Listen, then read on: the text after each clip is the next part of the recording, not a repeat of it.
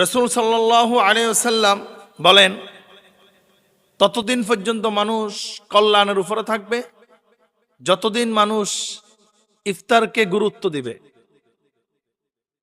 রাসূল সাল্লাল্লাহু আলাইহি ওয়াসাল্লাম বলেন, ক্বালা লা ইয়াজালুন নাসু বিখাইরিন মা আজ্জালুল ফিতর।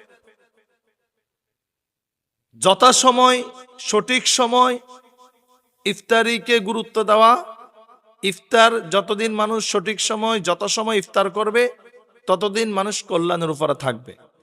ফর এক্সাম্পল, যদি আমরা একটু উদাহরণ দিই, দেখবেন গ্রাম অঞ্চলে বা আমাদের শহরেও দেখা যায় ইফতারের সময় হয়ে যায় কিন্তু আমরা কাজে ব্যস্ত, অর্থাৎ আমাদের কাজগুলো আমরা শেষ করি না, আমরা কাজের মধ্যে ব্যস্ত থাকি, ইফতার করে নিব, ইফতারটাকে আমরা গুরুত্ব দিই না। এজন্য রাসূল বলেছেন না, যারা ইফতারিকে গুরুত্ব দিবে, ইফতারের সময়টাকে গুরুত্ব দিবে, তারাই কল্যাণের মধ্যে থাকবে। আর ইফতারের পূর্ব মুহূর্ত সময়টা হচ্ছে দোয়া কবুলের সময়।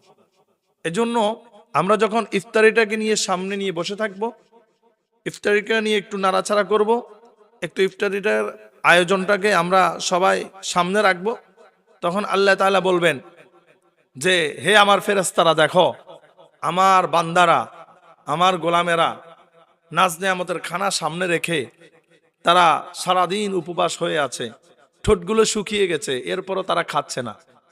তার অন্যতম কারণ ইত্তাকুল্লাহ, তারা আমি আল্লাহ তাআলাকে ভয় করে। যেই পর্যন্ত ইফতারের সময় না হবে, মুয়াজ্জিন আজান না দিবে, এলান না দিবে, সেই পর্যন্ত তারা ইফতার করবে না।